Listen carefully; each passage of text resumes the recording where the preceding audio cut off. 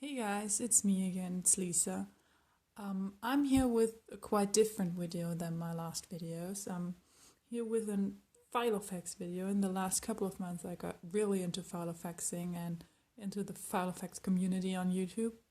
And yeah, I just thought I could share my Filofax with you because I have not found really many reviews on my kind of Filofax. This is a Peru in the personal size.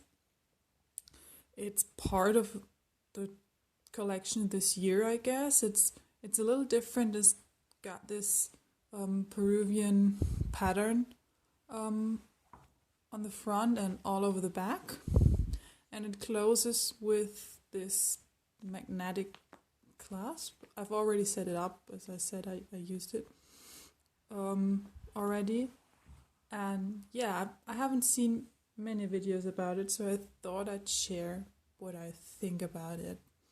I really do like this magnetic clasp. It's really adjustable. If you don't have too many things in there, you can shut it close quite tightly. If you do have a lot of things, as I do, it closes loosely. So I do like that, and I do like it that it's full length of the Filofax. So let's open it. It of course comes with a fly leaf, as every Filofax, and it comes with this sheet of pattern paper. I left it in. I think the pattern of the Peru is really pretty. Then it comes with the clear pocket, and I just stuck a picture of my boyfriend and I inside, and some little quote. And it came with the typical dividers. They're multicolored, I guess. Yeah, they're multicolored. And I just labeled them. The first part I have is my school, my timetable, my marks and grades I did not fill in yet. I'm really bad at that. And I made this fold out planner for the school year, when I do have which classes, and I'm in Germany and it varies from week to week which classes I have and stuff. This is a sheet where I write down which tests I have, when I have them, and what's going to be asked in the tests. This is part of we write a Hausarbeit. That's a paper about some theme you wanted. You could pretty much choose any theme you wanted, as long as it has to do with science, I guess. And this is just what I wanted to do. Yeah. Then I do have these stickers put in front. They're from my moleskin. They're actually from the Passion Journal for cooking, but what's on there is quite useful for Filofaxing as well. There are hearts and then little smiley icons and not really cooking related stuff. Then I do have my old calendar from 2013 in here. It's clipped with this colorful binder clip. And I do decorate my pages a little. I try to. I found myself using and looking at my Filofax a lot more when I do decorate the pages. Then I do have the daily ruler. I got the clear one, or the frosted one, I guess, in here. And the second fly leaf the Filofax came with, and I just put some random cute sticky notes on there. Some I use more, like I love these lined ones, and some I use less. Like I don't really... I can't see what I wrote on this one, so I'm not really using that, but I think it's really, really cute with the hearts. Yeah, and then I do have all my 2014 calendars inside. Still have to decorate these pages. Then my next section is called TBR, and this is just a list of books I do own and I do want to read. The ones with the stars I already started. I'm always constantly reading multiple books at the same time. When I get bored with one, I just switch to the other. It's like switching TV channels when there's adverts. I can't stand that as well, and I can't stand boring parts of books. So if they get boring, I just switch, and that's why I'm currently reading quite a few of them. Just some blank pages because I do expect my list to extend. Then I do have a wish list, and as you can see here, you can't see because my camera won't focus. I do have a Filofax on that wish list. I'm not quite sure which one, but since this is not real leather, it was quite cheap. It was 35 euros on Amazon because it's not real leather. And I'm really think if I am continue using the Filofax as much as I do right now, that I would wish for a real leather one for my birthday, which is at the end of November. So I do have plenty of time to find out if I'm gonna stick to it, but I'm assuming it. And right now I'm looking into different kinds of Filofaxes, and I'm really interested in the modern, but I don't know. I have to find out if the leather of the Malden and that the fact that it's not as stiff as I'm used to is really something I like or I dislike. So I'll have a closer look in that.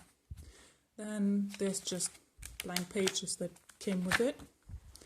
Then my next section is my knitting section. I started to knit just about the same time I started using the Filofax, and this particular paper I cut down myself, and I punched it with just a simple office punch I had, and I just used one part of it, not the whole 2 holes, but 1 hole. And it works pretty well, and it's just the socks, the width of the sock and the length of the foot and everything, so that I won't forget it. And head for the stuff for hats, so how wide the head is and everything, and just left some blank space here too. The next one is called Money, Geld, and yeah, it's just a list when I purchase something. I write it down. I write down when I purchased it, what I purchased, and how much the purchase was. I've just started this in January, and yeah, I want to give it a try. I want to see if I really stick to it. All the apps that you can get for your phone didn't really do the trick for me. I didn't really write the stuff down into the phone, but I'm fine. I write things down in this quite frequently, so I thought I'd give it a try. The next one, it's not labeled. It's a personal kind of journal, and whenever I have some thoughts that I can't get out of my head, I just jot them down, and then they're out, and I can go to bed and sleep peacefully without thinking about all this stuff. And I've started this on the 28th of December, and it's already quite full. Quite a lot of thoughts in my head around this time. School's out until Wednesday. Today's Saturday, so I do have plenty of time to think, and I really obviously do think a lot. Never thought about that.